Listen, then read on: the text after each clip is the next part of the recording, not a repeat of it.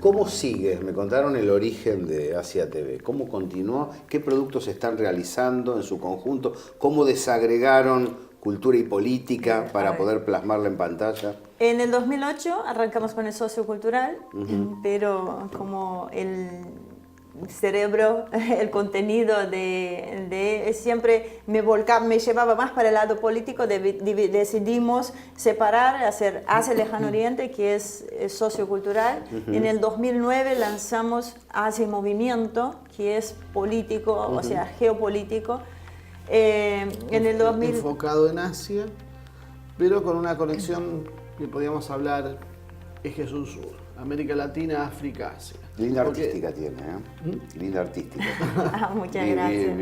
Sí, bueno, eso es, te tengo que agradecer a esa nuestra editora Leslie Taglioretti, que está con nosotros desde el primer programa. Ella nos editó el primer programa, pues sabes cómo es, nos llevó 12 horas de edición, un programita de 30 minutos, porque la gente a veces subestima y dice... Una cosa a considerar es que en realidad son todas producciones independientes. Claro. Entonces conseguir, primero lo financiamos nosotros y no siempre conseguís sponsor para hacerlo. Entonces, hay veces trabajar implica mucha buena voluntad. Tal cual. Bueno, en el 2000... mucho tiempo de edición fuera de cámara que hacen ahí los amigos.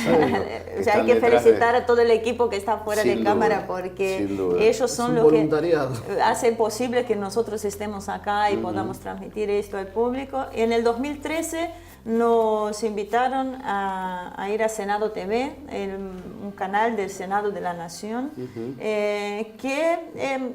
como muchas de estas cosas que pasan y se trató en la ley de medios, por ahí tiene una estructura muy desperdiciada porque no tiene un contenido adecuado. Nosotros fuimos los únicos que manejábamos el tema de política internacional y decíamos, este canal, la verdad es que tenían todas las posibilidades, porque ¿quién no va a mirar un canal del Senado de la Nación? Y ahora te digo, yo sigo insistiendo con lo mismo, ahora que hay tanta discusión con el tema de que se robaron todo en esa época, qué sé yo, era gratuito.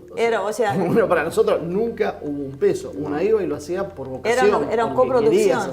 Ellos ponían toda la parte técnica y nosotros poníamos contenido. Era una coproducción. Y eso que a veces... Pero te digo, no había contratos ni toda esa fantasía. Había algunos contratos, pero es otro tema y no era con los programas con contenido. El 24 de diciembre del 2015 él se recibió una notificación que se cerraba el canal. O sea, sí una evaluación de contenido. Nosotros jamás tuvimos una bajada de línea en el sentido que tenemos toda la libertad, traímos invitados en lo que es la política internacional de todos los colores, de todos los lados. Tratábamos el tema de Asia y del eje sur-sur. Y con total libertad, o sea, a veces la limitación es encontrar, sobre todo políticos que estén dispuestos a hablar de estos temas. La mayoría es porque no los conoce. No los conoce. Vos trabajás con ellos también y te das cuenta de lo que a veces, bueno, yo considero que hicimos un poco de docencia en Senado TV sin querer grabarme. Lo paradójico, lo que vos estabas diciendo, es que cuando llega el 24 de diciembre, ellos no sabían, que tenían un canal. En realidad... Lo descubrieron por mí, lamentablemente, porque llamé a la secretaria de la vicepresidenta, Gabriela Michetti, para hacerle una entrevista para que nos cuente qué pensaba en tema internacional. Y la secretaria me dijo, ¿cómo? ¿Tenemos un canal?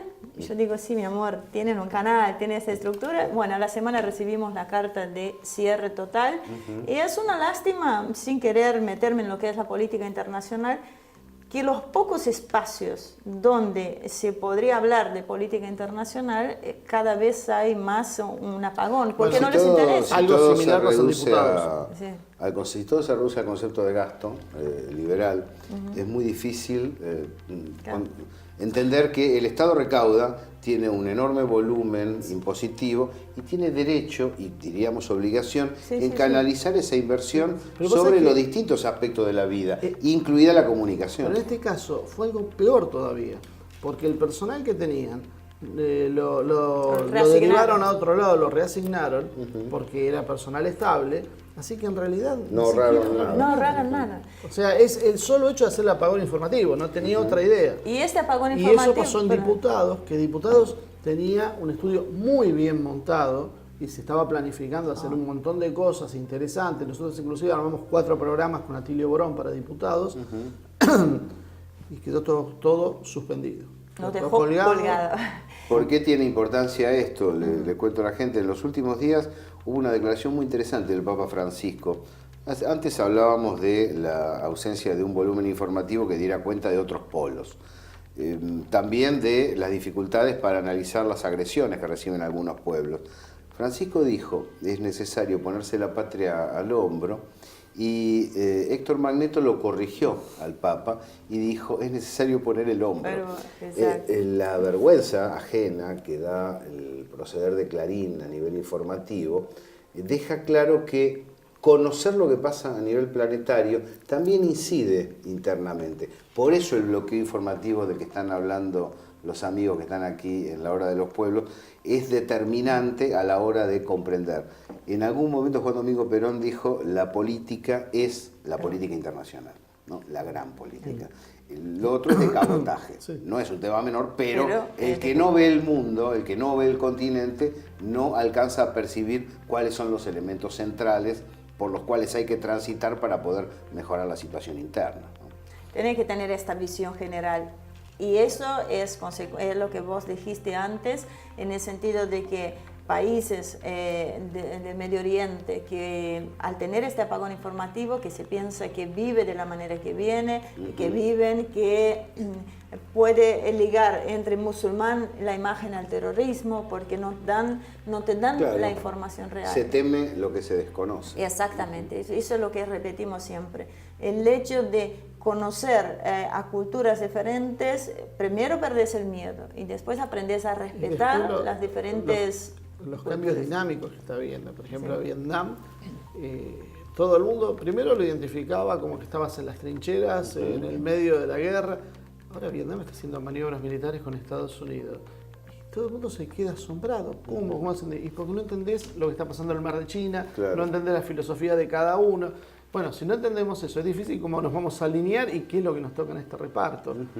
Así que bueno, Vietnam es un si querés te termino de más o menos redondear lo que estamos haciendo. Cuando cierra esto, bueno, nosotros empezamos a trabajar en la Facultad de Periodismo de La Plata, la que depende de Florencia Saintut. Ellos tienen un canal de televisión que también tiene salidas por algunos circuitos comerciales en La Plata, Berizo y Ensenada, y ahí estamos haciendo un programa que se llama Muy Espejos. Es un programa que habla de geopolítica, pero a veces agregamos otros temas de discusión, como en uno que te invitamos a discutir, que por ahí no es específicamente el tema geopolítico, sino es un marco para poder entender algunas conductas. Más vinculado a la defensa. Ahí está clarísimo. Nosotros invitamos para hablar sobre las bases militares de los Estados Unidos en el mundo. ¿Y qué pasa? Al tener la posibilidad de que Estados Unidos ponga una base en la Argentina, eso que el pueblo, la gente lo tiene que entender es que nos convierten en blancos. O sea, nosotros si no tenemos bases militares de Estados Unidos en nuestra región y hay una disputa que la va a haber, que es inevitable, entre Rusia, China y Estados Unidos, no está definido la forma, pero como dijo el Papa Francisco, que estamos en guerra. Hablamos de una guerra abierta. Bueno, ¿qué pasa si tenemos una base militar de Estados Unidos acá? Somos blancos. Somos potencial blanco, porque querrán sacar la base de esta guerra china, que no es porque sean nuestros enemigos, sino porque nosotros acobijamos una base del enemigo. Entonces, es muy importante, bueno, lo hemos hablado en el programa, la conciencia de no a las bases militares norteamericanas en territorio argentino. Esa mirada internacional que permite llegar a esas conclusiones, estamos charlando con Ivonne y con Marcelo aquí, gente de Asia TV, ayuda también a proporcionar éxitos y derrotas. Tengo la sensación que el sur del continente americano está un poco deprimido por encima de la realidad. En realidad aquí no es una situación como la que se vivió en la revolución Reagan-Thatcher, conservadora. En ese momento volcó la Unión Soviética. Aquí Rusia no se ha quebrado, China no se ha quebrado, sino que por el contrario se conjugan y están avanzando. Irán retornó al mundo, tuvo además de su desarrollo autónomo el acuerdo con el G5. Bueno, hay situaciones intensas a nivel planetario que no se han modificado y el Papa sigue siendo un punto de referencia importante en esta multilateralidad. En ese marco perdimos 2 elecciones, ¿no? Una ni siquiera fue elección, fue un golpe de Estado parlamentario en Brasil y hubo una derrota por un puntito en la República Argentina. Eso no nos puede nublar toda la vista y decir el mundo entró en un proceso conservador irreversible, como he escuchado decir algunos amigos que están analizando el presente. Con cierta animosidad creo que lo dicen. Sí.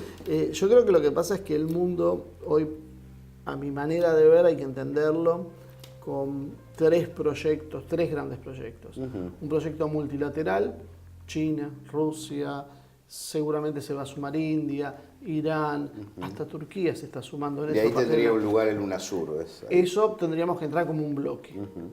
Después tenés el globalismo, que lo encarna hoy Obama y seguramente la continuación será la de Hillary. Y después tenés un sector que se opone a ese globalismo, que en realidad es un sector que podríamos haber denominado antiguamente imperialismo, pero que va quedando afuera porque no se puede transnacionalizar como el resto de estas grandes corporaciones. Que esos son los que te alimentan fenómenos como Le Pen o como el mismo Trump, que son una especie de outsiders de la política. Le Pen no tanto porque tenía una trayectoria, pero bueno, no de la política formal, que tenía posibilidades de gobierno. Creo que hay que entender estos lineamientos para ver cómo nosotros nos acomodamos internamente y en qué papel estamos jugando. Como vos decías, por ahí circunstancialmente hay batallas perdidas acá. Lo que sí vemos es que ese multilateralismo es lo que hoy está creciendo y ese mundo dividido en 2, entre globalistas y más localistas, están con cierto declive. Un declive que yo creo que en Estados Unidos se va viendo cada vez más pronunciado. Europa, la verdad, ya no puede con su alma. Sí. Entonces, que eso es lo que yo vengo planteando hace rato. La peligrosidad de un enfrentamiento, de una guerra abierta entre Estados Unidos y Rusia crece porque el ascenso de China, con el apoyo hoy tecnológico, armamentístico de Rusia, hace que el balance se vaya a revertir en muy corto plazo, 5 o 10 años. Hay una confusión con respecto al cese del debate de proyectos, porque hay quien dice, bueno, como el socialismo no es una opción, no hay debate de proyectos, es todo capitalismo. Sí, pero no es lo mismo el proyecto rentístico que necesita expulsar a miles de millones de seres humanos del planeta que un proyecto productivo que necesita integrar, necesita saber, mano de obra, trabajo.